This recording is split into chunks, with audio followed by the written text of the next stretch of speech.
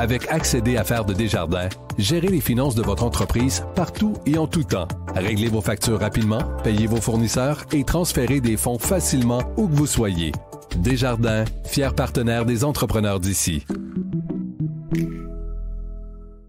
Cube Radio. Le commentaire de Mathieu Bock-Côté, dépensé pas comme les autres. Mathieu, qu'est-ce que ça te dit ce qui s'est passé à Québec?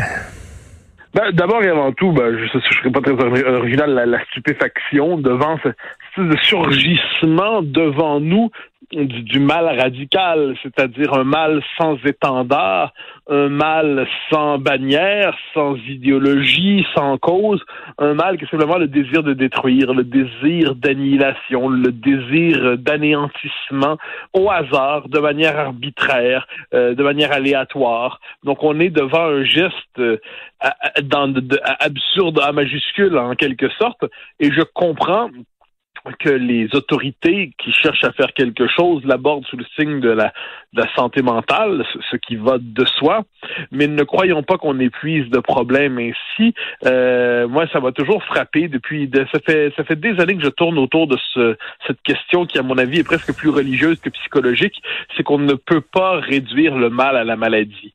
Il y a dans le cœur de l'homme une pulsion, ou dans l'âme humaine une pulsion de mort, il y a une pulsion, la tentation du mal qui l'habite. Toutes les civilisations travaillent à la refouler ou à la canaliser autrement, la détourner vers la littérature, la musique, le carnaval, les arts. Mais chez certains hommes, heureusement peu nombreux, cette pulsion est plus forte que tout et un jour elle s'empare d'eux, les domine et les pousse vers l'anéantissement. C'était mes premières réflexions devant ça. Effondré comme tout le monde. Puis on a les récits se précisent depuis. Une femme sort devant chez elle pour fumer une cigarette pendant 5 minutes. Elle remontera jamais. Son conjoint pensait qu'elle allait revenir, elle ne remontera jamais. Il est difficile de se réconcilier avec la mort déjà. Donc, se réconcilier avec la mort sous ce visage-là, ça devient une tâche impossible. Mais c'est vrai, quand ça arrive, ce genre de choses-là, parce qu'on vit dans un monde de plus en plus, tu sais, licorne, arc-en-ciel, ça va bien aller, douillet, essayer de protéger nos enfants des réalités de la vie, c'est-à-dire que c'est pas toujours rose, que la vie est parfois difficile, que les relations hommes-femmes sont des fois tendues, on voudrait on n'a jamais été dans une telle rectitude politique, et la rectitude politique, c'est quoi? C'est justement de nier l'existence du mal. Et c'est ça. Et quand ça arrive, c'est ce genre d'affaires-là, on le reçoit en pleine face. Que le monde n'est pas un jardin de roses. De la manière la plus brutale qui soit. C'est-à-dire, on peut toujours comprendre, même si on s'en désole, que des hommes s'entretuent à la guerre. Ça fait partie de l'histoire du monde, c'est partie de la quête de puissance. On a trouvé une rationalité à ça, disons ça comme ça. On peut même comprendre intellectuellement, même si on est horrifié, la logique de la violence terroriste. On la condamne absolument, mais on voit ce qui pousse quelqu'un dans cette espèce de logique débile et meurtrière. C'est politiquement, dans l'histoire du monde, nous donne des exemples. Mais là, on n'est pas devant ça. On est devant l'anéantissement pur. Moi, j'utilise un mot devant ça qui va me donner un air de vieux curé, mais pour moi, c'est luciférien tout ça. C'est-à-dire, c'est la part du diable en l'homme. C'est la tentation. Je parle pas du méchant avec des cornes puis qui sent le souffre, là, mais je dis simplement, c'est la part maléfique du cœur humain, cette espèce de tentation de l'anéantissement, et l'arbitraire. Celui qui tue au hasard comme ça décide il se veut la figure de la toute-puissance absolue. Il emporte les vies au hasard comme ça. Et en plus, dans ce cas-là, tout était planifié. On n'est pas devant un type qui a eu une crise de psychose dans son appartement 3 rues plus loin, puis il décide non, il a ritualisé son crime avec un imaginaire sombre et débile tout à la fois.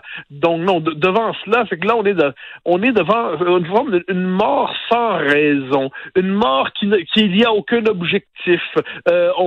On est seulement devant la mort pour la mort. Il y a quelque chose là-dedans comme j'ai dit, luciférien en tant que tel. Et on regarde ça, on parvient pas à faire la paix avec une scène comme celle-là. Ça nous rappelle simplement l'absurde absolu de l'existence. Il n'y a devant cela de réponse possible que par la prière. Et dans un monde qui ne croit plus au ciel, eh bien, nous sommes bien désarmés. Et tu sais, dans un monde aussi où on voudrait vivre dans un monde à risque zéro, tout contrôlé. que tout soit contrôlé, que l'État nous protège de tout. Et là, tu te rends compte à quel point il suffit que tu sortes fumer une cigarette, comme c'était le cas de Mme Clermont, et paf, tu tombes, mauvais moment, mauvaise personne, et à quel point la vie est une série d'absurdités, de moments. Il y a quelque chose de camusien là-dedans, là, l'homme révolté contre l'absurdité du monde. Oui, mais je crois qu'on est effectivement devant l'absurdité absolue. C'est-à-dire, le travail de la civilisation, ça consiste à encadrer symboliquement nos existences, à la ritualiser, du baptême aux funérailles en passant par le mariage et les différentes étapes de l'existence. L'existence est ritualisée. C'est ainsi qu'on se l'approprie. C'est ainsi qu'il y a la chaîne de la vie. La suite viendra. Les enfants sont là. Bon, donc, une forme on a réussi, tout en sachant que tout cela est dans dernière instance, tout cela sera anéanti d'une manière ou de l'autre, mais on a réussi à ritualiser l'existence et à la rendre non pas douce, mais je dirais, à calmer, à discipliner, à atténuer ce mystère absolu qui est celui de notre disparition. Comme je dis, c'est une chose très désagréable dans la vie quand on découvre qu'on va mourir un jour. On le sait théoriquement, et un jour, pour une raison ou pour une autre, on le découvre en son corps, et là, c'est en son âme. Mais là, on est dans une mort qui se dérobe à tout. C'est-à-dire, c'est pas une mort qui arrive au terme d'une existence, entourée de ses proches, la main de ses proches dans la sienne. On n'est pas dans une mort sur un champ de bataille avec un drapeau. On n'est pas devant une mort sacrificielle. On n'est pas devant une mort politique. On n'est pas devant un suicide. Non, on est devant la mort pure qui frappe comme ça, à la manière de la faucheuse qui se promène au hasard puis qui tranche une vie. Devant cela, on est effondré. On est effondré. Puis il est difficile de ne pas se projeter en plus dans la peau de la victime. Hein. C'est-à-dire, j'aurais pu être cette personne, ou tu aurais pu, une autre personne aurait pu être cette personne qui est juste au mauvais endroit, au mauvais moment. Et non, il y a le sentiment de l'absurdité devant le mal radical. Ça, je sais que je parle plus en termes religieux que psychologiques devant cela, mais je crois que ce langage-là est plus approprié en dernière instance que celui qui, par ailleurs, est nécessaire de la santé mentale, mais il n'épuise pas le problème. Marguerite Yourcenar, elle avait écrit un essai passionnant sur Yukio Mishima. Mishima, cet écrivain japonais qui refusait l'occidentalisation du Japon, qui refusait la société de consommation, qui rêvait à revenir au Japon féodal avec un code d'honneur, le code du samouraï et tout ça, et que bon, il s'est donné la mort justement d'une façon très, très rituelle. Il avait sa propre armée privée qu'il avait mis. Bon, le retour à des codes, à des rites, tu sais, c'est pas rien que le gars une épée japonaise et se déguise en samouraï. Il y a un côté là, il traite peut-être ses jeux vidéo, mais j'en parlais tantôt avec Jérôme Blanchet-Gravel. Il y a un côté rituel là-dedans, dans un monde qui a perdu justement les rites, l'encadrement. Ouais. Mais pour ce qu'on en sait pour l'instant, rituel de contrebande, c'est-à-dire un esprit mauvais, un esprit hanté par le mal, s'empare d'un symbole de virilité, d'autorité rituelle, et le dégénère, le pousse à sa décomposition. À ce que j'en sais, à moins que ma mémoire ne me trompe, Mishima a au moins eu la dignité et l'honneur élémentaire d'y passer lui-même. C'est-à-dire, il y avait un suicide au terme de tout cela. Je me rappelle pas si c'est lui qui se fait le harakiri ou si c'est pas un de ses c'est-à-dire, il sauve, il fait la harakiri et son collègue lui a coupé la tête. Voilà, exactement. Donc c'est ça, il s'en est chargé, mais il y a eu l'honneur à tout le moins après avoir fait son geste, qui était par ailleurs un geste condamnable absolument, mais un geste qui se voulait politique, il y a eu au moins la dignité. Là, l'autre en plus est encore vivant. C'est vraiment, on est devant une forme de tuerie, je dirais, à l'américaine, avec cette singularité que normalement dans les tueries à l'américaine, le tueur décide en dernière instance de s'anéantir lui-même comme s'il se voulait seul maître et juge de ses propres actions. Là, on est devant quelqu'un qui, on l'a attrapé. Je tairai les sentiments que m'inspire le châtiment qu'on devrait lui réserver, mais on est devant quelque chose qui révèle vraiment la part la plus sombre. Mais dans un monde de plus en plus chaotique, il va en avoir de plus en plus, il me semble, des fous comme ça. Moi, j'en suis convaincu. Je pense qu'on l'espèce des temps apaisés et doux qu'on a vécu sous le signe de la croissance perpétuelle, de la redistribution sociale démocrate, des échanges pacifiques entre les nations, de la libération des mœurs, tout ça aurait été une période, tu y auras goûté, j'y aurais goûté assez fin, mais on bascule dans un monde nouveau, plus violent, un monde dévoré par le ressentiment, un monde sans rituel et sans cadre, donc à la recherche de rituels et de cadres, un monde qui n'est plus capable d'aborder l'absolu et qui risque de le retrouver justement dans le fanatisme ou dans des comportements aussi erratiques que celui de samedi soir. Donc non, on entre dans un monde absolument trouble. Je ne suis pas de ceux qui sont marqués par l'optimisme par rapport à l'époque, mais bon, devant cela, on cherche à comprendre. Puis je le redis, je comprends les politiques de dire il faut une politique de la santé mentale. Ils agissent au niveau où ils peuvent agir. Mais je crois que ces questions-là se jouent en des profondeurs de l'âme où les politiques publiques ont plus ou moins accès, hélas. Merci beaucoup, Mathieu. Et on se reparle cette semaine de Justin Trudeau parce que je veux t'entendre sur les propos ahurissants de notre premier ministre. Merci, Mathieu Bock-Côté. Au grand plaisir, bonne journée. Bye bye. Vous êtes là. Quand vos enfants ont des craintes, vous êtes là. Quand vos amis vivent un moment difficile, vous êtes là. Soyez là pour vous, comme vous l'êtes pour vos proches. C'est possible que la situation actuelle vous fasse ressentir des émotions difficiles ou même de la détresse. Si vous éprouvez de la difficulté à réaliser les actions du quotidien, des solutions existent. Rendez-vous sur québec.ca/aller mieux ou appelez Info Social 811. Un message du gouvernement du Québec. Vous écoutez Martino. Cube Radio. Le commentaire de Mathieu Bock-Côté. Dépensé pas comme les autres. On va parler de Sean Connery avec Mathieu Bock-Côté, mais avant, bien sûr, Vienne. Salut Mathieu. Alors, Vienne. Un autre attentat.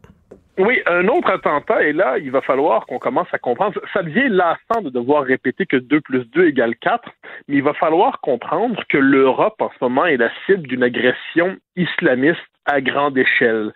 Et que tous ceux qui ont inventé des systèmes d'explication pour chaque fois expliquer que l'islamisme n'est pas vraiment le problème, vont devoir tôt ou tard faire leur autocritique, comme on disait autrefois.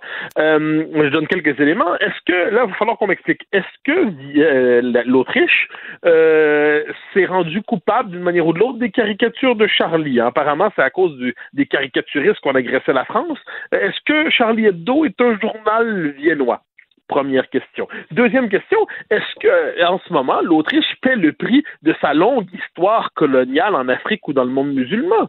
Est-ce que c'est le cas? Est-ce que l'histoire de l'Empire austro-hongrois, c'est ça? Je pense pas. Est-ce qu'à moins que l'Autriche paie en ce moment pour avoir résisté il y a quelques siècles déjà à l'invasion ottomane et Vienne qui avait repoussé les Ottomans, peut-être s'agissait-il d'un acte islamophobe. Ce serait intéressant de savoir. Mais tous ceux qui ont inventé, parlons sérieusement, un système pour dissoudre la réalité médiatiquement, ne pas comprendre ce qui arrive, et toujours en dernière instance retourner l'accusation contre ceux qui sont lucides et qui disent c'est une agression islamiste, et puis ça commence à ressembler quand même une sorte d'agression sur le terre même de l'Europe qui brandit l'étendard de la guerre de civilisation, les islamistes se représentant ici, une forme de croisade inversée pour casser l'Europe. Je pense qu'il va falloir tôt ou tard être capable de parler ainsi. Hélas, je constate qu'une bonne partie de l'intelligentsia occidentale, une bonne partie de la classe politique de chez nous, à tout le moins, son système mental est fait pour ne pas apercevoir la réalité, même lorsqu'elle frappe. Je pense qu'on en est rendu là. On va en savoir plus aujourd'hui sur ce qui s'est passé à Vienne, mais ce qu'on sait jusqu'à présent, quelques mots. L'opéra, la synagogue, la communauté juive agressée. Ça, faut jamais l'oublier. Les attentats, on a souvent l'impression qu'en France, ça a commencé avec 2015 avec Charlie. Non, c'est 2012 avec Mohamed Merah qui attaque les enfants d'une école juive. On avait tendance à l'oublier, ça. Eh bien, l'attaque contre les Juifs à Vienne est une attaque contre l'Europe, l'attaque contre l'opéra est une attaque contre l'Europe, c'est l'attaque contre une civilisation dans toutes ses dimensions. J'espère qu'il n'est pas trop tard simplement pour réussir à agir. Qu'est-ce que ça veut dire aujourd'hui? Ça veut dire transformer en partie nos institutions pour cesser d'être paralysées par une conception dénaturé de l'état de droit. L'état de droit, c'est fondamental, mais un état de droit dénaturé empêche d'expulser les terroristes, empêche de faire la lutte à l'islamisme, empêche de chasser l'islamisme, d'Europe empêche, autrement dit, de combattre l'islamisme. Pas les musulmans, l'islamisme. Quand le système ne permet pas de faire ça, c'est le système qu'il faut changer. Écoute, Macron a cheminé, hein, Mathieu, parce qu'au début, le Macron, il était un Justin Trudeau. Là. C'était monsieur multiculturel, monsieur ouverture, et maintenant, il a cheminé. Lorsqu'on entend son ministre de l'Éducation, Jean-Michel Blanquet, dire il y a des courants islamo-gauchistes très puissants dans les secteurs de l'enseignement supérieur qui commettent des dégâts sur les esprits, on dit, ben enfin, ils allument. Là. Macron a changé. Alors, c'est parce que Jean-Michel Blanquer est une figure particulière, c'est-à-dire Blanquer savait tout cela. Blanquer, c'était la figure lucide du gouvernement. Et il agissait c'était ce qu'on pourrait appeler, je vais faire une image, mais c'était le Simon Jolin Barrette du pouvoir macronien. C'était la figure lucide dans un pouvoir qui ne l'était pas. Et de ce point de vue, en ce moment, il est entendu. Ce que je redoute pour Emmanuel Macron, c'est que les Français, on dirait qu'en ce moment, la France politique, le maximum du courage autorisé, c'est le diagnostic lucide. Enfin, on nomme ce qui arrive, mais on a l'impression qu'en nommant, cela suffit. Non, il faut nommer, c'est bien nommer, c'est une étape importante de nommer, mais ensuite, il faut agir.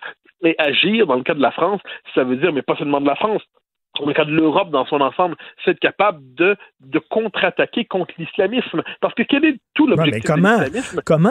Voilà. Écoute, Mathieu, là, je viens de lire une nouvelle. En France, là, il y a 66 enquêtes qui ont été ouvertes, OK, pour apologie du terrorisme. Oui. Et on va enquêter, entre autres, sur 2 jeunes filles de 12 ans, OK, qui ont applaudi lorsqu'elles ont appris la décapitation de Samuel Paty, et sur un enfant de 8 et 9 ans, sur 2 enfants de 8 et 9 ans. Quand t'es rendu comme ça, là, on dirait que le cancer, il y a tellement de métastases. Tu fais quoi? Tu commences où? Alors, moi, je pense que en ces matières, on pourrait dire nul n'a la solution idéale, mais on sait ce que peut vouloir dire commencer à agir. Et parmi les premières actions, je pense que les mosquées qui, d'une manière ou de l'autre, prêchent la haine de la France, l'aversion de la France, plusieurs plaident pour la fermeture de ces mosquées militantes. S'il le faut, faisons-le. L'expulsion systématique de tous ceux qui sont dans une situation, les clandestins agressifs qui, sous le signe de l'islamisme, attaquent la France. Je pense que aussi là-dessus, il va falloir faire preuve d'une certaine fermeté, d'une fermeté certaine lorsqu'on a les espèces de climat de pourrissement, d'insurrection qu'on a vu depuis quelque temps déjà. Et le pouvoir avait tendance à dire on détourne le regard pour ne pas faire de vagues, hein, selon la formule classique. Eh bien, il va falloir accepter l'affrontement. Accepter l'affrontement, ça ne veut pas dire le désirer. Ça ne veut pas dire le désirer. Mais là, on voit ce qui se passe à Vienne, on voit ce qui se passe à Paris, on voit en France en général, on voit ce qui s'est passé en Grande-Bretagne il y a quelques années. Ne l'oublions pas. L'islamisme frappe partout et tant qu'on va faire des efforts immenses pour ne pas voir ce qui se passe, il continuera de frapper. Non, mais Justin Trudeau a dit si vous arrêtez avec vos dessins, puis si vous arrêtez de les provoquer, ils vous attaqueront pas. C'est ce qu'il dit. Mais ça, c'est quand même... Et moi, je suis curieux de savoir ce que certains éditorialistes de la Pravda locale vont nous expliquer. Hein. Parce que là, à un moment donné, Charlie Hebdo, donc c'est encore la faute à Charlie? Est-ce que ça va être encore la faute à Charlie? Non, mais c'est exceptionnel. Là. On est quand même dans cette logique-là. On nous a dit, quelque part, je me rappelle pas où, que c'était la montée de la droite et des inégalités sociales en France. Ben oui. Wow! C'est exceptionnel. C'est lunaire. Hein. Alors là, devant tout cela, moi, j'ai l'impression que cet effort de lucidité, c'est la première étape de toute réaction. Et il y a une partie de notre gauche mondaine qui ne cesse d'afficher de manière ostentatoire son certificat de vertu et de respectabilité. Elle doit faire son autocritique la plus vive. Parce que sinon, j'ai l'impression qu'on est devant des gens qui, en 39, en 40, dissertent savamment de la toxicité du nazisme, alors que les chars allemands ont traversé la frontière. On est quand même devant une agression islamiste qui est une agression totalitaire, qui prend un visage inédit. La guerre change de visage au fil des siècles, elle change de visage au fil des âges. Mais l'islamisme cherche à provoquer, en fait, à toucher le cœur de nos civilisations, provoquer la terreur, provoquer la soumission. Et ça, je crois qu'il va falloir sortir de cette logique. Je pousserai plus loin là-dessus. On nous parle toujours des damnées caricatures. Bon, là, puis on dit, oui, mais on condamne les assassinats, mais les caricatures, c'est autre chose. Non. Je pense que ce qu'il faut se dire, c'est que pour évoluer dans une société occidentale aujourd'hui, il faut accepter l'idée des caricatures. Ça peut nous choquer personnellement, mais il faut accepter la légitimité des caricatures. Et qui n'accepte pas la légitimité des caricatures, doit se demander pourquoi ce qu'il accepte de notre société, puisqu'elles expriment finalement le droit de critique des dogmes quels qu'ils soient. Pourquoi s'installer dans un monde dont on rejette les principes? C'est une question qui mériterait qu'on l'examine. Tout à fait. Sur un sujet, écoute, beaucoup plus léger, la mort de Sean Connery, et tu as écrit une chronique là-dessus. Mathieu, d'ailleurs, je suis content qu'on partage, toi et moi, le rôle de Sean Connery, c'est pas James Bond, c'est Jim Malone dans Les Incorruptibles. C'est un rôle extraordinaire. Quand il est dans l'église, puis il explique « You wanna get Capone. That's how you get Capone. » Fantastique, c'est ça. Non, mais moi, ça pour moi, de tous les... j'ai pas vu tous les Sean Connery, mais j'en ai vu quand même pas mal. De tous les Sean Connery, je trouve que c'est le plus remarquable, parce qu'il incarne...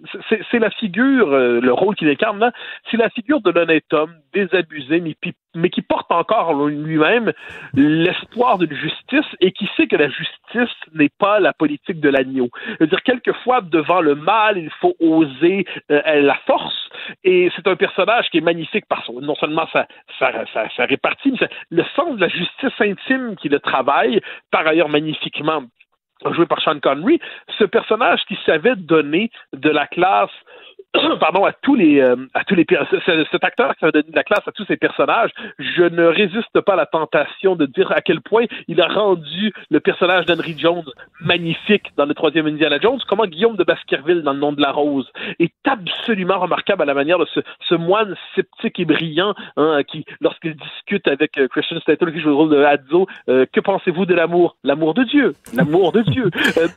Il est magnifique. Alors, on était devant un personnage, bon, évidemment, l'homme à l'extérieur du personnage est infiniment plus trouble, tous en conviennent. Mais ce que l'on célèbre aujourd'hui, ce n'est pas l'homme et ses déclarations qui pouvaient nous choquer.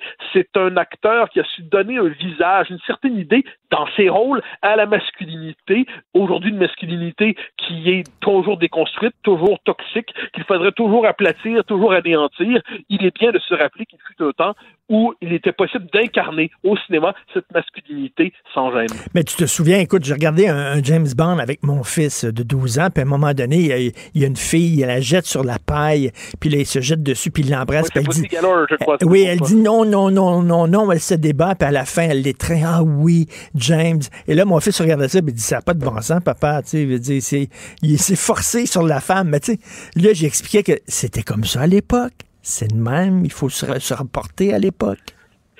C'est surtout que personne n'a envie de célébrer cette scène-là. Évidemment, on a tous la même réaction en disant c'est quoi cette affaire-là? Personne, ce n'est pas à ça. Quand on fait l'éloge de Sean Connery, on pense pas à des choses de James Bond et tout ça. C'est pas à ça qu'on pense, évidemment, qu'il y a une part trouble, qu'il y a une part odieuse bien des fois.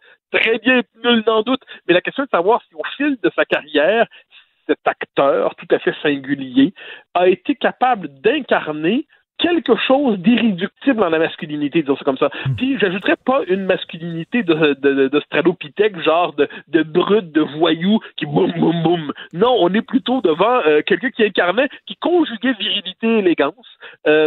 C'est dans l'histoire du cinéma, ce n'est pas désagréable de voir ça. Puis ensuite, si on veut faire la critique de toutes ces déclarations, on la fera avec plaisir. Mais je me disais qu'au moment de noter le départ de cet homme, il n'était pas malvenu de noter ce qu'il a su incarner au cinéma. J'ai un ami, Guy Perkins, qui vient de m'écrire, il dit, vous oubliez The Hunt for Red October. C'est vrai, il est tellement bon dans The Hunt for Red October. Et c'est très rare, je suis pas d'accord avec toi, mon cher Mathieu, mais aujourd'hui, là, quand tu dis que le 3e Indiana Jones, c'est le meilleur, ben non. Ah oui. Ben non, c'est le deuxième. Ben non, c'est le deuxième. Oh non. Du deuxième, je retiens la formule pour arracher le cœur des gens. Kalima, Shoktide, Kalima, puis là, oui. on arrache le cœur. Dr. Jones, protège ton cœur. Mais ce n'est pas... Non, je pense que dans le troisième, c'est que là, on est dans le deuxième, on est proche du film d'horreur, bien qu'il y ait des pointes d'humour. Alors que dans le troisième, on touche au noyau mythique du monde occidental, sous le signe de l'humour, de l'aventure, de la relation père-fils, la quête du Graal, qui est magnifié, qui est en même temps sous le signe du sourire. Les nazis, comme d'habitude, qu'il faut combattre avec cette formule magnifique d'Indiana Jones. Les nazis, je hais ces gars-là. La scène du chevalier, le chevalier, oh, c'est magnifique. Je vais le regarder alors ce soir avec un nouvel œil. Merci Mathieu. Au grand plaisir, bye bye.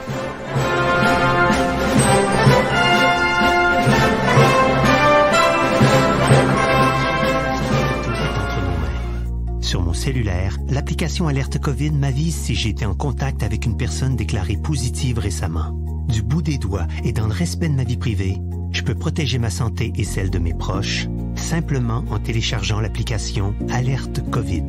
Rendez-vous dès maintenant sur québec.ca/alerte COVID pour obtenir plus de renseignements sur l'application et apprendre comment la télécharger. Un message du gouvernement du Québec. Le commentaire de Mathieu Bock-Côté, dépensé pas comme les autres. Alors, Mathieu Bock-Côté qui est avec nous, chroniqueur, blogueur, Journal de Montréal, Journal de Québec, et aussi qui anime le balado ici, Les idées mènent le monde. Et la dernière émission, la plus récente émission, c'est avec Raphaël Enthoven, c'est bien ça? Oui, le philosophe. Super intéressant, très hâte d'écouter ça.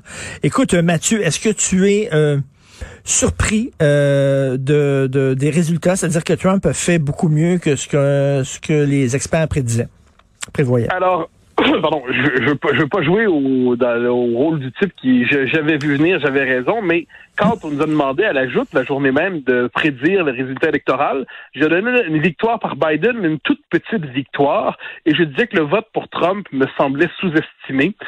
Pour plusieurs raisons. Premièrement, parce que les comportements politiques aujourd'hui ne sont plus commandés par les catégories, les concepts qui dominaient on pourrait dire la démocratie post-45, donc de gestionnaire, le centre-droit, le centre-gauche, des préférences économiques et sociales. Donc, premier élément, je pense que les instruments de sondage aujourd'hui fonctionnent moins bien.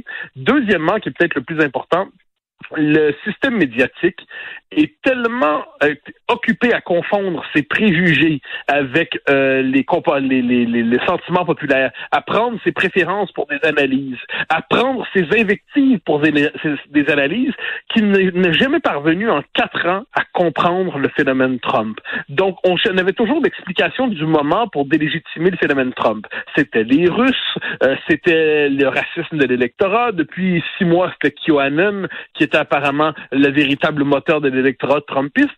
Et jamais on n'aura pris au sérieux le fait qu'il y a une révolte que l'on dit populiste, entre guillemets, aux États-Unis comme ailleurs dans le monde. Et par ailleurs, le prix à payer publiquement aux États-Unis ou même ailleurs pour confesser quelques sympathies pour le trumpisme, c'est le discrédit social, c'est la mort sociale, c'est l'accusation de racisme, être un taré, un homme blanc sous-éduqué, un gros idiot, un bouseux provincial xénophobe. Bon, le prix à payer pour confesser une telle préférence est assez élevé, donc ils sont nombreux dans les circonstances à garder ça pour eux-mêmes, une forme de préférence discrète. Donc moi, depuis le début, j'avais tendance à me dire, je pense qu'il sera battu, mais je pense qu'il va être beaucoup plus fort qu'on le dit. On ne sait pas ce que ça va donner cette semaine, apparemment Biden va l'emporter, mais ce qui me semble l'élément central de la soirée d'hier, c'est, au-delà de la victoire de l'un ou de l'autre, c'est l'effondrement complet du commentariat qui a fait un travail presque de propagande pendant 4 ans et qui a reçu un coup de réalité en pleine face.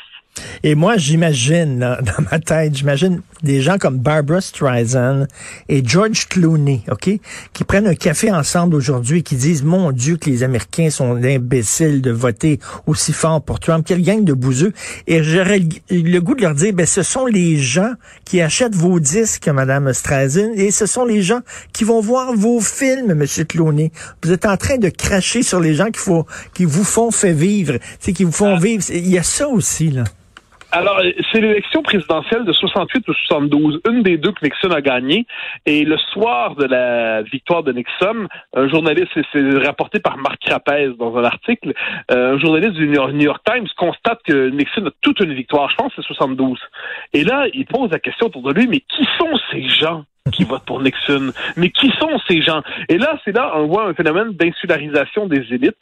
C'est-à-dire, les élites se parlent entre elles, se regardent entre elles. Ils ont quelquefois, de manière un peu amusée, sur le mode exotique, un ami un peu moins à gauche, un ami un peu conservateur. Oh mon Dieu, est-ce qu'il est conservateur, ce cher Denis? Bon, ou donc, peu importe le prénom qu'on lui donnera. Et là, mais ça, c'est amusant, mais Denis vote quand même pour nous, faut pas s'inquiéter. Et on est dans un endroit qui pratique une forme d'endogamie sociale, un milieu autoréférentiel, et c'est un milieu qui goûte le sentiment de sa supériorité morale. Ça, c'est fondamental. Il se regarde dans le miroir et se trouve beau.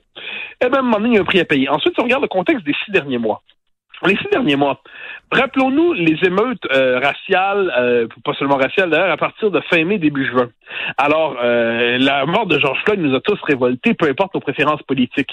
Mais pour le système médiatique, il semblait aller de soi que, par exemple, il fallait déboulonner des statues, que ceux qui s'opposaient au déboulonnement des statues étaient suspects. Il semblait aller de soi qu'il fallait accuser de racisme tout le monde, de répéter les théories fumeuses et loufoques de Robin DiAngelo qui voit de la fragilité blanche et du privilège blanc partout. Il fallait, donc, et là, il y a tout ce discours-là. Trump a mené sa campagne, assez mal à mon avis, soit dit en passant, mais il a mené sa campagne en partie sur les questions de ce qu'on appelle les guerres culturelles aux États-Unis, la culture war. Le préjugé par rapport aux Américains, c'est de se dire que tout est économie chez eux. C'est pas aussi simple que ça. Depuis le début des années 90, les principales motivations de l'électorat dit conservateur aux États-Unis sont culturelles, au sens large du terme, identitaire, on dirait aujourd'hui. Et quand Trump, je donne 2 exemples, quand Trump a décidé d'abolir, il y a quelques semaines,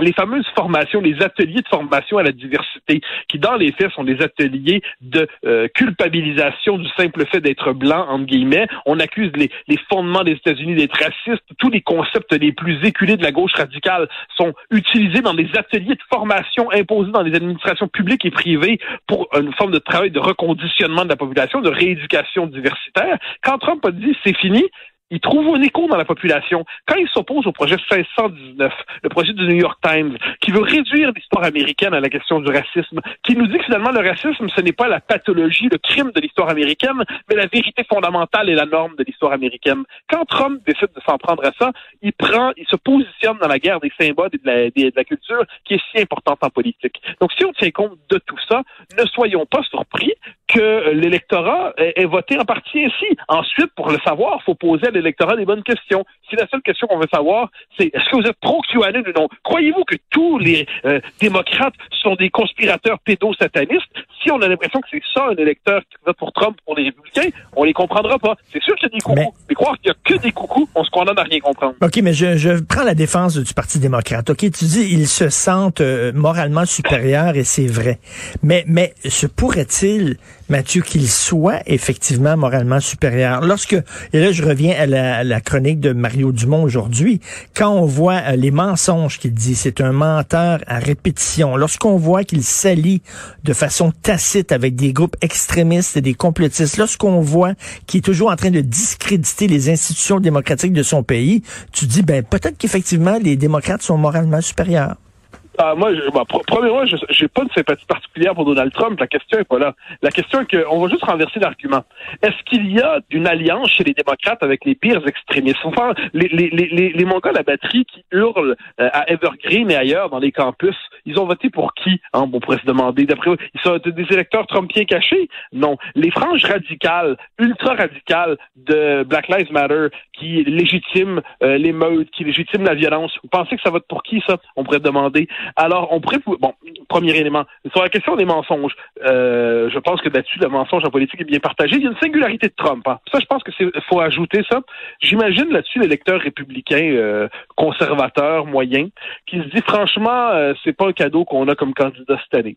Il est loufoque, il est caricatural, il nous fait honte souvent. On dit il pourrait-tu arrêter de dire ses niaiseries. Puis là, après ça, il le voit tenir tête à la gauche radicale, il le voit dénoncer le système médiatique, il le voit dénoncer le délire universitaire, il le voit plaider pour le protectionnisme économique, puis il se dit peut-être, il est menteur, il est fou, il pourrait-tu arrêter de faire ses niaiseries, mais il a pas tort surtout, et puis là on regarde le camp en face, puis on se dit que le vrai pouvoir dans notre société, c'est peut-être plus le pouvoir politique, mais c'est le pouvoir médiatique, c'est le pouvoir des élites, c'est le pouvoir du capitalisme corporatif, et peut-être que ces gens-là se disent, on l'aime pas, mais on va quand même, ou on l'aime de temps en temps, et puis on va avoir notre vote d'opposition, ça va être pour lui. Ça fait partie du calcul, je crois. Mais pour ce qui est de la supériorité morale des démocrates ou de la gauche au fil de l'histoire, je fais l'histoire du 20e siècle et je me dis que c'est au nom de la supériorité morale qu'on a embrassé le marxisme, qu'on a embrassé l'Union soviétique, qu'on a embrassé la Chine communiste, qu'on a embrassé les Khmers rouges. La supériorité morale a conduit à des drôles de comportements politiques. Je ne l'accorderai à personne, quant à moi.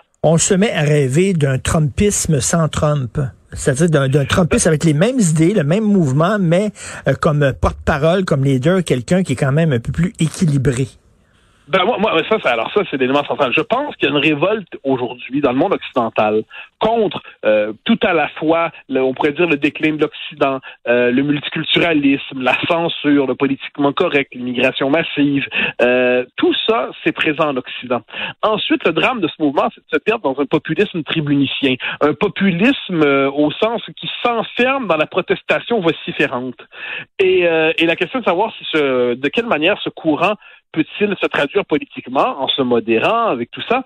Le problème, c'est que, et ça c'est le paradoxe, c'est que Trump est certainement un aventurier mégalomane, un personnage plus que désagréable, mais j'essaie de comprendre quelle personnalité il faut avoir pour être capable de tenir tête à tout le système médiatique. Quand, pendant 4 ans, là, il tire véritablement au lance-flamme de l'insulte. J'imagine un homme politique à peu près équilibré. Comment il peut tenir devant les agressions du système comme ça? Et je dis pas ça pour défendre Trump, parce qu'encore une fois, je le redis, j'ai pas de sympathie particulière pour ce personnage. Mais il faut avoir une personnalité très particulière pour réussir à... Donc ça prenait un Trump pour donner un coup de pied dans la porte, pour ouvrir la porte, ça prenait un Trump pour péter l'abcès. Donc, quelqu'un d'un peu grossier, quelqu'un qui se fout des autres, quelqu'un qui, un bulldozer. Et maintenant que la porte est ouverte et que le mouvement est là, et selon moi, le mouvement va survivre à Donald Trump, peut-être que ça prendrait quelqu'un un peu plus, pas modéré, mais un peu moins menteur déjà, ça serait déjà possible. Non, il y a pas de doute. Est-ce que la personnalité de Donald Trump est pathologique? Est-ce qu'elle est condamnable? Et quand on regarde Trump, est-ce qu'on est désespéré ou enthousiasmé? Je pense qu'on aimerait tous désespérer. Mais la question de savoir, c'est quand on regarde le camp d'en face, plusieurs sont encore plus exaspérés qu'ils ne sont désespérés par le bonhomme Trump. Et je pense que dans ce cas-là, c'est pour ça que je le disais, je pense, ce matin à la radio française, aucun des deux partis n'avait le candidat désirable. Ça m'apparaît évident. Je veux dire, les démocrates avaient choisi un homme en voie de momification vivante, qui fait multiplier non sellement les gaffes, mais qui avait peut-être même pas toutes ses capacités. De l'autre côté, les républicains avaient une espèce d'histrion vociférant qui est très particulier, puis qui effectivement flatte quelquefois de la manière la plus basse. C'est pas la meilleure part de l'être humain, mais devant cette espèce de jeu étrange qui était la politique américaine, j'ai l'impression que les gens ont, à part le noyau dur des enthousiastes, beaucoup se sont dit, qu'est-ce que j'aime le moins finalement? Qu'est-ce que je redoute le plus? Et ça fait partie du calcul, mais ce qui est certain, c'est que la protestation contre c'était le déclin occidental des 30, 40, 50 dernières années, doit trouver des véhicules politiques qui soient plus durables que les personnalités histrioniques de Donald Trump ou d'autres. En tout cas, c'était très intéressant tes interventions hier, la soirée électorale, et ça nous a permis de te voir pour la première fois en cravate. Oui, ça arrive une fois, ou 2, 3 ans, ou 4 ans. J'en ai quelques-unes en réserve, j'en ai pour le restant de mes jours. Merci, Mathieu Bock-Côté, bonne journée. Au grand plaisir, bye bye. Tout est entre nos mains. Sur mon cellulaire, l'application Alerte COVID m'avise si j'ai été en contact avec une personne déclarée positive récemment. Du bout des doigts et dans le respect de ma vie privée, je peux protéger ma santé et celle de mes proches simplement en téléchargeant l'application Alerte COVID. Rendez-vous dès maintenant sur québec.ca/alerte COVID pour obtenir plus de renseignements sur l'application et apprendre comment la télécharger. Un message du gouvernement du Québec. Alors Mathieu, bonjour. Je sais que tu veux parler de laïcité, mais avant, c'est sûr qu'il faut parler de ce qui se passe aux États-Unis. Écoute, on regarde ça, on a l'impression de voir une république de bananes, Mathieu. En fait, apparemment, c'est la grande démocratie de notre temps, celle censée donner l'exemple au monde. Et on voit qu'aujourd'hui, elle se décompose avec des menaces de non-respect du résultat, avec la possibilité de la violence qui émerge. Et donc, mais à mon avis, avec un résultat aussi serré, dans une nation aussi divisée, en fait, dans un pays qui abrite peut-être même mentalement 2 nations aujourd'hui. C'est-à-dire, ce sont les deux camps ne se voient pas comme des adversaires légitimes, mais de plus en plus comme des ennemis, soit de l'humanité, soit de la patrie.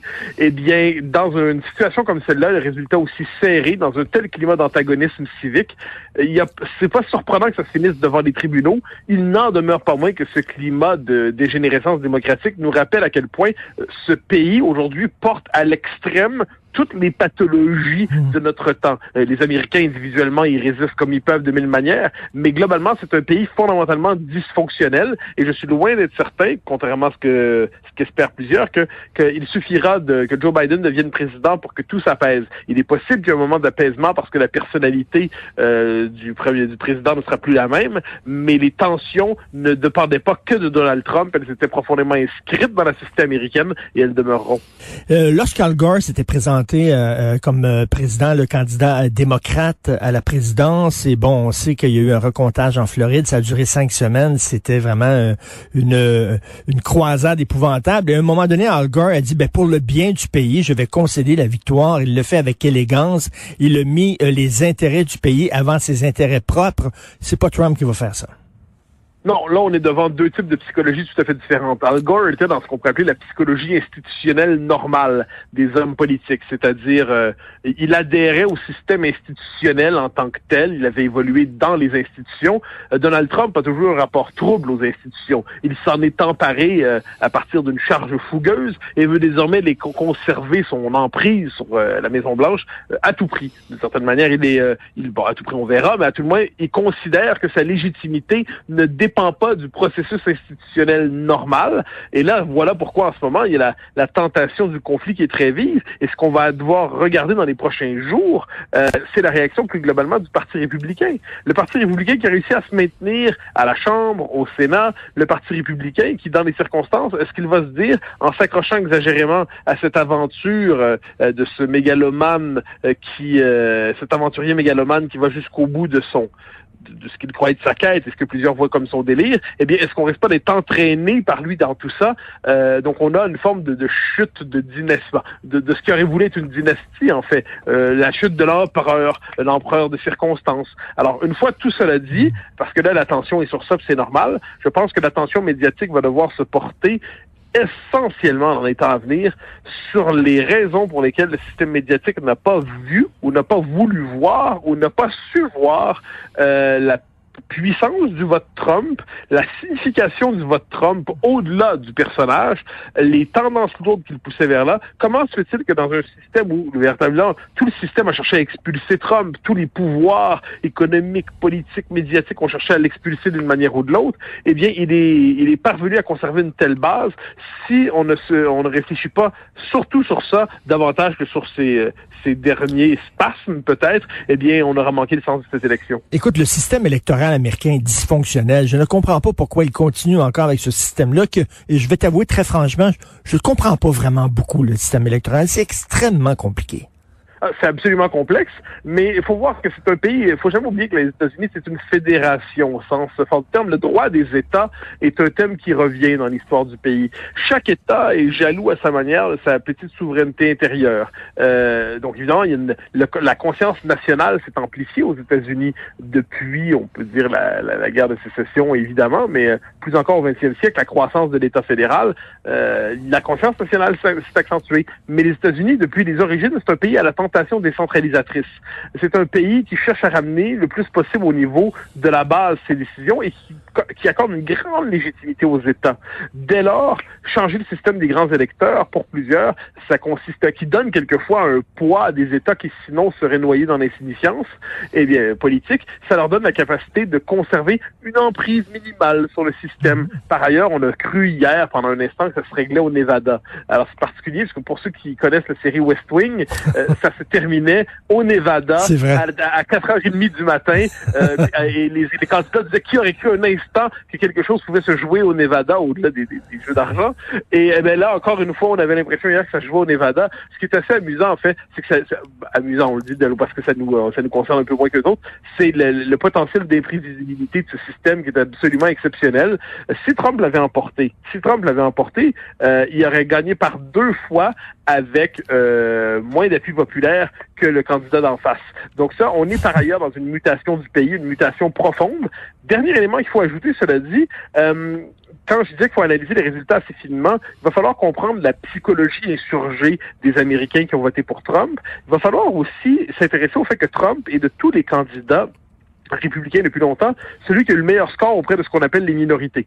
Alors là, on nous expliquait que c'était le candidat raciste R majuscule, xénophobe X majuscule, et là, on constate que les minorités, entre guillemets, eh bien, ne votent pas nécessairement en bloc monolithique aux États-Unis, et certaines soutiennent Trump. Donc là, soit elles sont abusées et participent au racisme du grand roux ou du grand orange, ou plutôt, ou alors il y a des éléments de la psychologie politique américaine qui échappent à nos catégories d'analyse probablement, et il faudrait peut-être s'y intéresser encore une fois, autrement dit, sortir de la grille de lecture un peu progressiste primaire de la politologie ukamienne ou ailleurs, qui consiste à réduire le monde en combattre le bien et le mal, les fascistes et puis les antifascistes. Il va falloir sortir de ces catégories-là pour comprendre ce qui s'est passé. OK, de retour chez nous maintenant, Mathieu, la loi 21 se retrouve devant les tribunaux et personne n'est dupe. Tout le monde le sait que c'est le procès du Québec là, qu'on fait actuellement. Ah, ben absolument. D'abord, je reprends tes 4 mots qui sont importants. De retour chez nous, parce que là, il serait temps effectivement qu'on s'intéresse un peu à ce qui se passe chez nous. Les Québécois vivent par procuration les élections américaines depuis assez longtemps, là, et on va voir ce qui se passe chez nous. Oui, évidemment, on cherche à nous présenter ça comme une question de droits et libertés et ainsi de suite. Alors, faut pas se laisser bluffer. On est devant une question de régime. Le Québec a fait le choix. En plus, le Québec s'est taillé une laïcité minimale, mais substantielle, pour répondre à des aspirations qu'il avait, et aussi parce que ça correspond à son modèle de société. Il l'a fait dans le respect néanmoins des institutions canadiennes qui sont très limitées, en utilisant par ailleurs la clause de l'obstant qui est autorisée par la Constitution pour assurer le primat du politique, pour rappeler que le monde n'est pas qu'une succession de droits dispersés qui sont souvent des désirs absolutisés. Et là, qu'est-ce qu'on voit? Eh bien, le régime se met en place pour chercher à casser la loi 21, et c'est le procès du Québec qui est toujours suspect d'une manière ou de l'autre de xénophobie, de racisme, d'islamophobie. Dès que les Québécois se rappellent qu'ils sont une nation, ils sont suspectés de suprémacisme ethnique, hein, disons ça comme ça. Et là, ce qu'on voit par ailleurs dans le procès, ce sont les arguments qui sont mobilisés. Moi, je trouve que c'est fascinant chez les plaignantes, chez les plaignantes très folles, surtout des arguments interchangeables. C'est-à-dire, on dirait qu'il y a comme une cassette qui est programmée, on apprend, et là, c'est l'espèce de récupération par l'islam politique de la logique des droits de l'homme. Donc, l'islam politique a compris que c'est en s'appropriant la logique des droits de l'homme qu'il pouvait normaliser ses revendications communautaristes et religieuses dans l'espace public. Et là, on nous dit, par exemple, une jeune femme, qui est par ailleurs fort respectable en elle-même, j'en doute pas, mais sur le plan politique, ce qu'elle nous dit, c'est pour moi, si on m'enlève le voile, c'est inconcevable, c'est inimaginable, je peux pas l'imaginer. Puis elle nous dit, oui, mais ma meilleure amie, elle est musulmane aussi, elle ne le porte pas, puis je respecte ça. Là, on est devant une petite contradiction logique. C'est-à-dire que si on accepte la possibilité pour l'autre d'être dans sa foi tout en n'étant pas ainsi vêtu, c'est qu'on accepte que c'est une possibilité logique. Et là, donc, une contradiction première. Deuxième élément, personne ne dit aux femmes voilées qu'elles ne peuvent pas enseigner. Personne. On dit simplement que lorsqu'on enseigne, eh bien, on suspend l'expression de ses croyances religieuses ou politiques parce qu'il y a un devoir de neutralité des institutions. On ajoute, parce que c'est fondamental, que on ne devrait pas, dans nos sociétés, absolutiser les croyances religieuses. Pourquoi peut-on porter le voile, mais ne pas porter un T-shirt pro-Donald Trump en classe? Hein? Imaginons là que quelqu'un ait le goût de porter un T-shirt pro-Donald Trump. Il nous dirait, mais c'est des convictions profondes. Et effectivement, il y a quelques Trumpiens qui sont à peu près religieux. Hein? Les voir aller à leur manière de croire en leur chef, on dirait que c'est un dieu. Eh bien, est-ce qu'il pourrait nous dire, mais moi, mes convictions profondes, c'est Donald Trump? Est-ce que l'autre pourrait dire, mes convictions profondes, c'est le Parti québécois? Est-ce que d'autres pourraient dire, mes convictions profondes? Puis on peut faire une longue liste de convictions profondes. Pourquoi devrait-il y avoir un primat, une forme de privilège symbolique accordé aux croyances religieuses par rapport aux autres croyances dans le droit de les afficher ou non dans l'espace, dans l'école et dans la fonction publique? Alors moi, je vois tout cela, et je me dis qu'on est devant un procès politique maquillé en tentative de défense des droits par un régime fédéral qui, dans les faits, n'accepte pas l'autonomie du Québec. Et la question à 100 000 $, c'est que ça va se retrouver dans la Cour suprême dans quelques années. Si la tendance se maintient, M. Legault va toujours être premier ministre parce qu'il risque de gagner les prochaines élections provinciales. Donc là, la question, c'est que si les tribunaux n'avalisent pas la loi 21, comment va réagir François Legault? Est-ce qu'il va prendre son trou, réécrire la loi, ou est-ce qu'il va relever la tête et dire on l'accepte pas? C'est la grande question. C'est la grande question. On peut parier sur des réponses, mais on n'a aucune certitude. Moi, j'ai tendance à croire que François Legault, si, comme on peut s'y attendre, le régime fédéral casse néanmoins la loi 21, eh bien, il fera pas d'indépendance le lendemain matin, mais il va chercher à mobiliser l'opinion. Est-ce qu'il va faire un référendum pour avaliser la loi, un référendum sur la laïcité? Est-ce qu'il va, par ailleurs, si l'opinion est véritablement chauffée comme après Mitch, est-ce qu'il va considérer que devant un tel refus d'un choix de société aussi fondamental pour nous, eh bien, on décide d'enclencher un référendum sur autre chose? Est-ce que l'idée de souveraineté va avoir remonté dans ce contexte-là et va avoir désinhibé François Legault? Moi, j'ai ma théorie sur François Legault. Ce n'est pas un souverainiste converti au fédéralisme. C'est un souverainiste inhibé. C'est un souverainiste. Il a refoulé ses convictions parce qu'il croyait que les circonstances ne permettaient plus au Québec d'aller vers l'indépendance.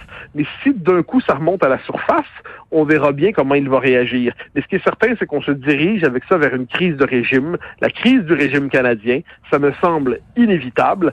Et à ce moment-là, on va espérer que les Québécois se disent que est-ce qu'ils veulent le maintien à tout prix du lien fédéral, quoi qu'il en coûte, ou est-ce qu'ils disent que pour la défense de nos intérêts fondamentaux, de notre identité, il y a d'autres choix qui sont possibles? La contradiction entre le lien fédéral et l'identité québécoise va apparaître plus que jamais au terme de ce procès. Et Mathieu, en terminant, les gens savent où nous logeons, toi et moi, sur la loi 21. Faut le dire, c'est un combat à armes inégales.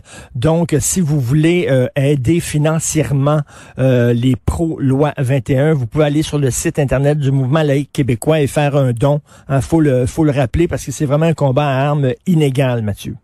Oui, absolument. C'est un combat à armes inégales. C'est un combat, c'est David contre Goliath. C'est un combat du Québec par rapport au Canada. Et c'est un combat qu'on mène avec finalement des bouts de moyens, des quarts de moyens devant l'arsenal du camp d'en face qui est incroyable. Je pense qu'effectivement, la mobilisation de tous d'une manière ou d'autre, la contribution dans les moyens de chacun, c'est loin d'être une mauvaise idée pour être capable de mener ce combat démocratique et national. Merci vous beaucoup, êtes là. Mathieu. Quand vos enfants ont des craintes, vous êtes là. Quand vos amis vivent un moment difficile, vous êtes là.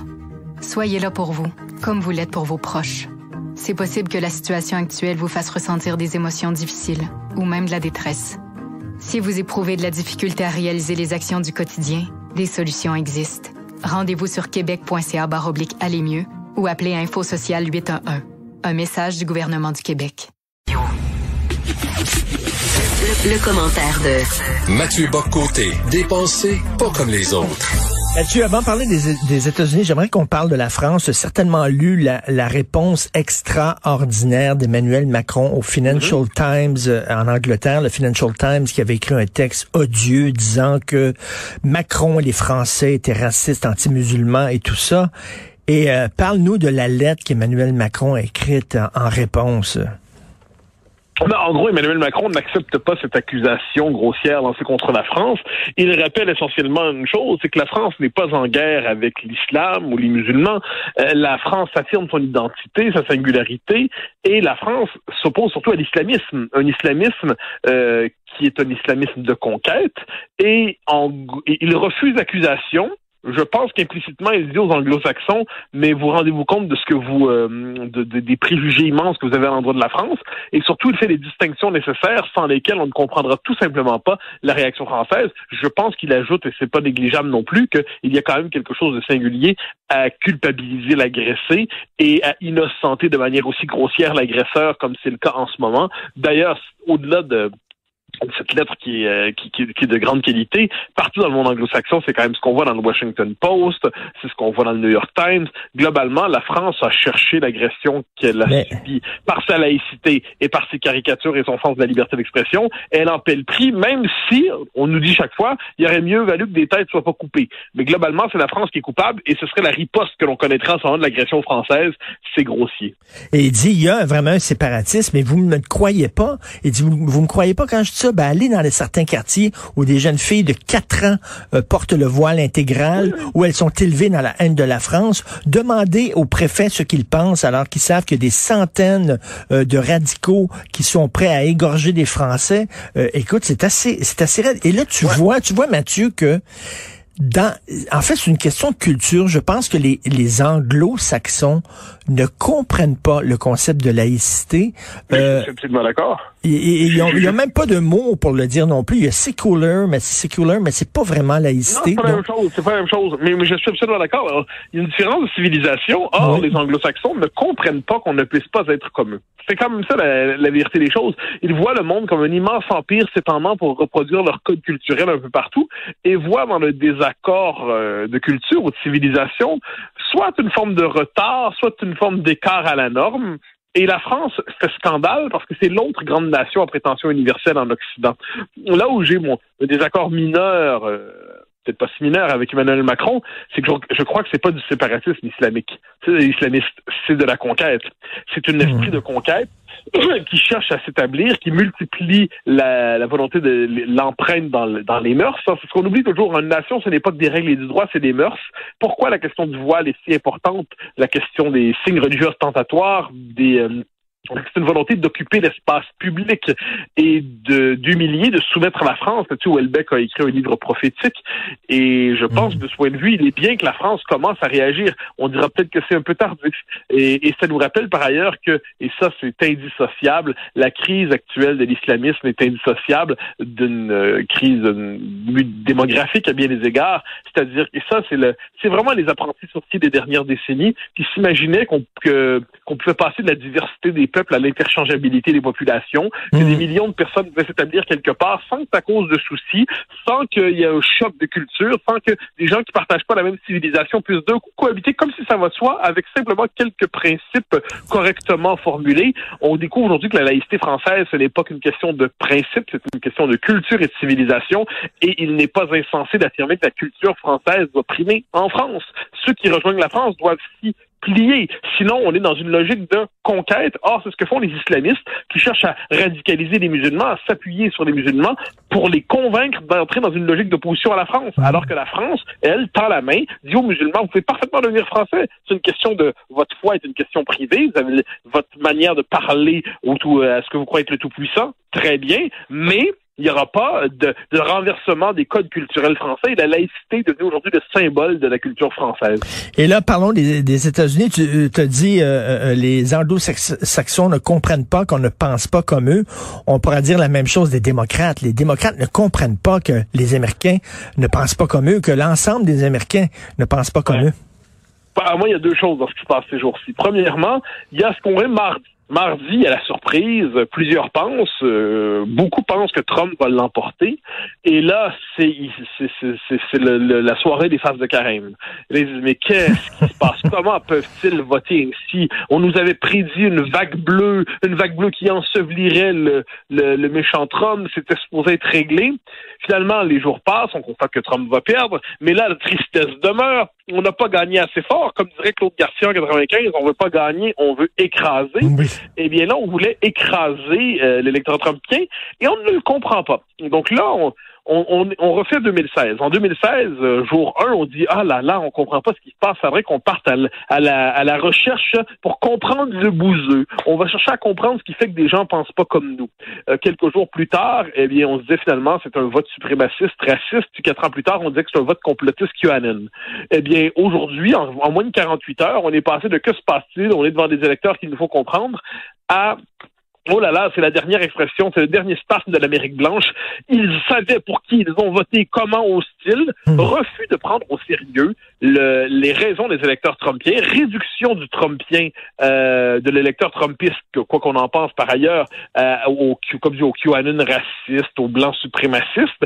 Et moi, ce qui me frappe, c'est l'abolition du contexte. Depuis 6 mois, les Américains sont sur le plan culturel seulement. De la question de la cancel culture, du délire des universités, des émeutes qui se multiplient, des statuts qui sont déboulonnés, de la propagande quand même médiatique qui consiste qui assimile aujourd'hui le suprémacisme blanc non pas au Ku Klux Klan, mais au fondement de la société libérale, au projet 1619 qui dit que la vérité de l'histoire américaine, c'est le racisme fondamental. L'Amérique voyait traditionnellement dans le racisme une pathologie grave dans son histoire, un crime, mais maintenant ce serait la vérité fondamentale des USA. Il y a un mot qui s'est imposé aux États-Unis depuis une trentaine d'années, enfin maintenant, c'est la question de la guerre culturelle. Tout en politique n'est pas qu'économie. La question de la culture est fondamentale et autour de la définition qu'on a du pays, désormais le clivage se fait. Et Trump, grossier personnage sans le moindre doute, personnage toxique sans le moindre doute, dans cette guerre, plusieurs se sont dit, il est fou, il exagère, il délire, mais sur cette bataille-là, il nous défend. Bon, ben, on va le laisser faire sa comédie, mais il tient tête aux radicaux, puis ils se sont dit qu'entre le délire d'un homme ou le délire des instituts, par exemple des universités, de la nouvelle gauche radicale, ils ont probablement choisi dans leur esprit celui qu'ils trouvaient le moins toxique. Mais je pousserais ça plus loin. Là, ce qui se passe depuis 2 jours, c'est que Trump, sans le moindre doute, sa manière absolument insensée de s'accrocher au pouvoir, alors que, bon, manifestement, il a perdu, puis quand on perd, on quitte le pouvoir. Eh bien non, là, il cherche à s'accrocher jusqu'au bout, quitte à jouer avec des passions louches, quitte à autrement dit, être dans une espèce de logique de défiance des institutions, c'est pas très honorable.